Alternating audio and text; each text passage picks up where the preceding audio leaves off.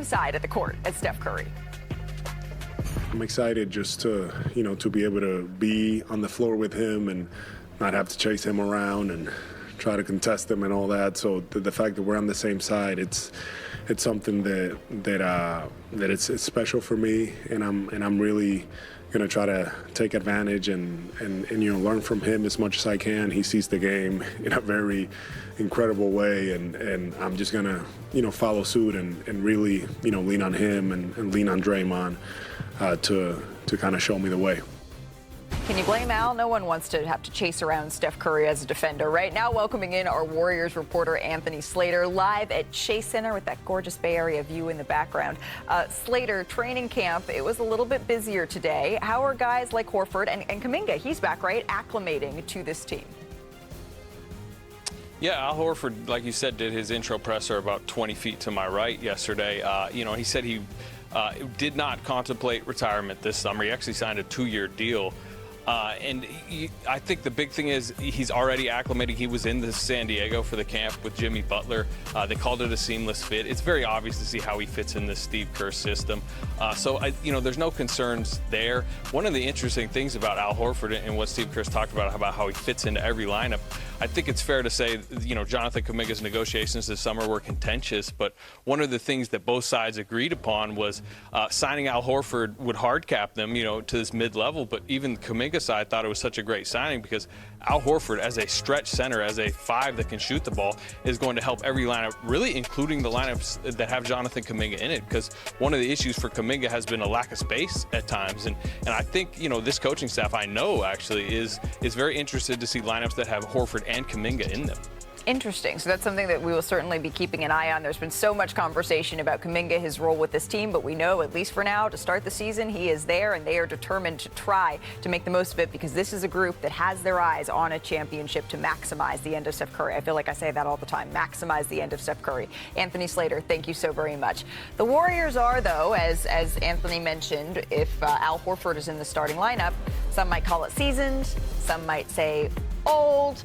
On this show, we like to highlight the approach, right? With Al Horford in the fold, Golden State could start 5 players over 35 on opening night. They would be the second team to have 5 players that old at the beginning of the year since the Mavericks in 2011-2012. So Bobby, Horford, Buddy, Curry, Jimmy, Draymond, the oldest starting lineup since those Mavericks. Given that, how confident are you that this Warriors team, now that we know what their roster looks like, they can fulfill their goal here of making it all the way to an NBA championship? Well, first put me in the category of seasoned. It's not old. I am in the camp of being seasoned here. I think, Malika, look, when you have Stephen Curry on the court, anytime you have a chance, I think we have to look at what the body of work in the second half of the season was last year when they made that Jimmy Butler trade, how good this team was. We don't know where they would have gone in the playoffs if Curry had stayed healthy. Could they have beaten Minnesota? And when you look at the off-season additions, you basically you add Al Horford, you lose Kevon Looney, you bring in Seth Curry, and you also bring back D'Anthony Melton and Jonathan Kuminga. So your bench, of course, gets better. So they've got a chance. Are they in Oklahoma City territory? No, but they're in the mix with the rest of the teams in the Western Conference. Whenever you have Steph Curry on your roster, you are always in the mix. And now it's just about putting that 23-8 that we saw down the stretch of the season since they traded for Jimmy Butler, putting that record out, extrapolating it over the course of the season. The biggest thing for them is going to be, can they stay healthy? It's so important for a seasoned squad. Let's stick in the West here. Victor Wembanyama gearing up for year 3. Remember, he missed the final 29 games of last season with a blood clot in his shoulder, and he spoke about the rigorous training he went through at Media Day. Take a listen. I can assure you nobody has trained like I did this summer, and this is my best summer so far. Like I can tell the progress is just incredible. I'm so much more under control, and my conditioning has gotten so much better, but that comes at a price, and what I've done this summer, it's world class. That's a pretty scary thought to think about as we say hello to Michael C. Wright, who covers the San Antonio Spurs for us. Michael, what specifically has Victor done this summer? He's calling it the best one he's ever had. Well, Malika, like he said, that deep thrombosis diagnosis, it's shocking to him. It really sort of made him take a pause and and sort of put life into perspective. So going into the offseason, he was in a way sort of seeking inner peace. And to get there, he wanted to really push himself physically and mentally in ways that he never has before. And that sort of took him all over the globe. The guy's in Costa Rica, Tokyo, LA, France, and then he's in China. He spends 10 days in China training with Shaolin monks. And what they're doing there, they're doing Kung Fu. They're doing meditation. They are, like, every morning he's having a vegan breakfast that consists of rice, noodles, and zucchini. Now, Victor thinks that all those things are going to help him on the floor this upcoming season. But I think one thing that doesn't get talked about enough is the fact that he went out to Houston. He trained with Hakeem Dream Olajuwon. He went out there on Dreams. He went out there on Dreams 400-acre ranch, and those guys got into the lab. Now, I don't want to get too deep into it, but Malika, could you imagine Victor Wembanyama doing the Dream Shake with his own little twist on it? Yeah, there's going to be a French twist on the Dream Shake. That is something that I cannot wait to see that deployed this upcoming season. So Victor, he says he's coming back better than ever, right? As healthy as he's been. And we're so glad to hear that because we missed him on the floor down the stretch of that season, last season rather. But the Spurs aren't as healthy as they'd like to be, right, to start training camp. So what can you tell us about De'Aaron Fox and then also their number 2 overall pick, Dylan Harper?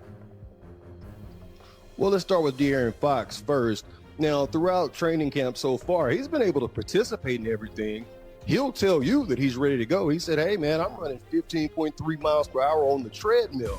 He said, but at the same time, I don't think I'm going to be able to participate in the preseason or in the season opener because traditionally the San Antonio Spurs like to err on the side of caution when it comes to bringing guys back. So they're going to really keep a close eye on him and make sure he's 100% before they bring him back.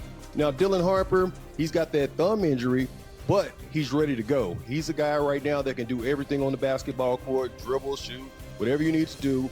But again, they are being cautious with him because they don't want him to get hit on that sore thumb and have an injury setback. But the plan right now is for him to play in the preseason, and he will be ready to go in that season opener on October 22nd. Okay, so a little bit of a cautious approach here for the San Antonio Spurs before we see their full group out on the floor. Michael Wright, thank you so very much for your time. Victor Wembanyama is a unique singular force, though, in the NBA. The shortened start to his career, it didn't dim his light. He's the only NBA player in league history with 400 blocks, 200 three-pointers, in their first 2 seasons. So perk, only I don't think is the word of the day. Do you have a word of the day on Wemby for year 3, what you're expecting for him?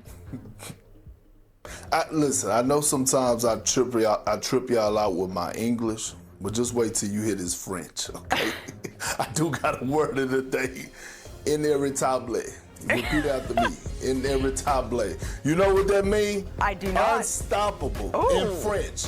Inéritable, unstoppable in French.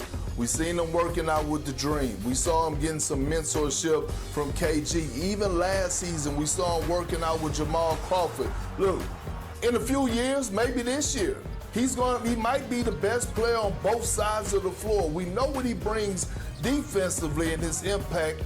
Could have won Defensive Player of the Year last year if he would have stayed healthy. But outside of that, offensively, he's going to take that leap. This young fella is a hard worker. He's shown us that since he's entered the league. He put on 12 pounds of muscle his rookie season. So the word I have to describe Victor is inéritable. Inéritable. Perk's Parisian pronunciation guide coming to you soon. Our first NBA preseason game, it's Sunday on ESPN and the all-new ESPN app. The Warriors hosting the Lakers. It's at 8:30 Eastern, 5:30 Pacific. We'll be with you, WNBA Countdown, at 8 o'clock. Before we head to break, we have a sad update to a story we shared on this show a year ago. Former college basketball player Kyle Owens has passed away at the age of 24. Kyle gained national recognition after this incredible buzzer beater in February of 2024 that landed him on the SportsCenter top 10. And then a month later, he was diagnosed with acute lymphoblastic leukemia while at UC Riverside, just a few hours before his senior night. Now, he actually played in that game despite his diagnosis. Kyle's teammates, they remember him as someone who brought energy to every practice and every game and who carried himself with humility and with strength. And even in the face of his illness, he inspired so many others others through his determination and his grace. All of us here at NBA Today, we send our deepest condolences to Kyle's parents, Tonya and Keith, his brother Trevor, and all of those who loved him. Kyle was a tremendous light. And